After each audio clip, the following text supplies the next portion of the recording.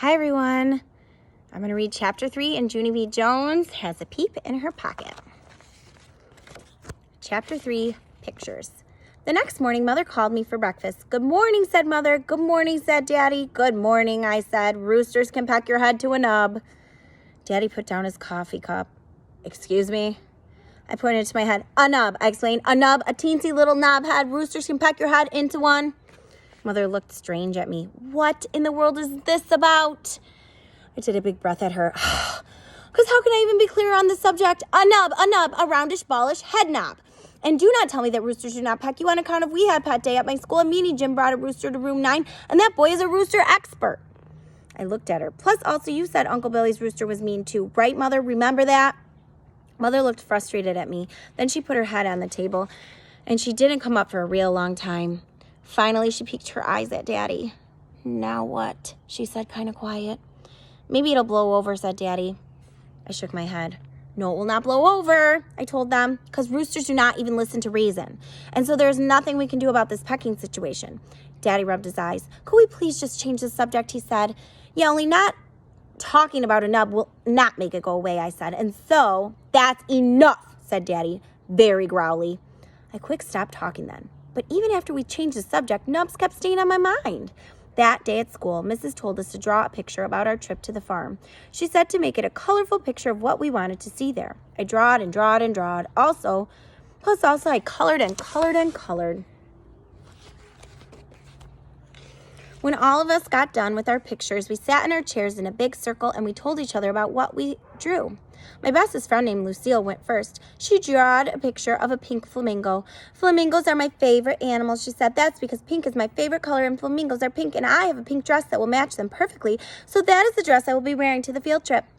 She wrinkled her nose real cute. Pink brings out the natural blush of my complexion, she told Mrs. Have you ever noticed my satiny smooth skin? Mrs. looked and looked at that girl. You're a fascinating child, Lucille. But I'm afraid there aren't any flamingos on a dairy farm, she said. Lucille looked surprised. So where are they then, she asked. Well, flamingos can be found a lot of places, said Mrs. South America, for example. Lucille shrugged her shoulders. So fine, we'll just go there instead.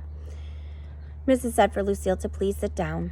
Just then, Polly Ellen Puffer springed out of his chair. Look, teacher, I drew a catfish, she said. See his whiskers? My brother said catfish whiskers are so sharp they can slice your finger to the bone.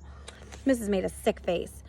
Yes, well, thank you for sharing that, Polly Ellen, but we're not going fishing. We're going to a farm, remember? Polly Ellen Puffer looked upset. Yes, but my brother said there's lots of catfish farms around here, and so that's the kind of farm I think we should... No, Polly, no, said Mrs. We're just going to a regular plain old farm with regular plain old farm animals. Polly Ellen Puffer did a mad breath. He said the words, big whoop. After that, Polly Ellen Puffer had to stand in the hall. Mrs. did some deep breathing. Please, children, please, did anyone in room 9 draw a picture of a regular farm animal? Anyone at all? That's all I'm looking for here, just a regular old farm animal. I did, Mrs. I yelled real excited. I drew a picture of a rooster under a tree.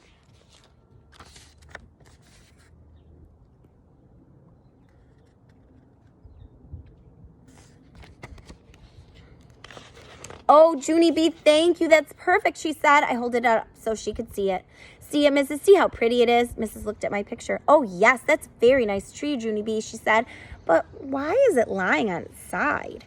It crashed over in a rainstorm, I said. Oh, said Mrs. Oh, dear. She looked even closer.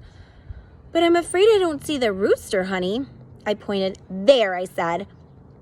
See his foot under the branch? He did not get out in time, apparently. Mrs. covered her mouth with her hand. Just then, a girl named Charlotte hollered, I hate that picture. That's a terrible picture. I crossed my arms at that girl. You would not say that if your head was a nub, sister, I said. Meanie Jim laughed real loud. Then Mrs. said for all of us to take our chairs back to our tables, and we did not show any more farm pictures. Okay, so look again at her picture. There is the tree, and there are the rooster's legs, and he got smushed by the tree.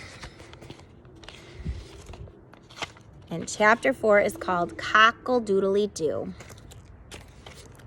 See you next time.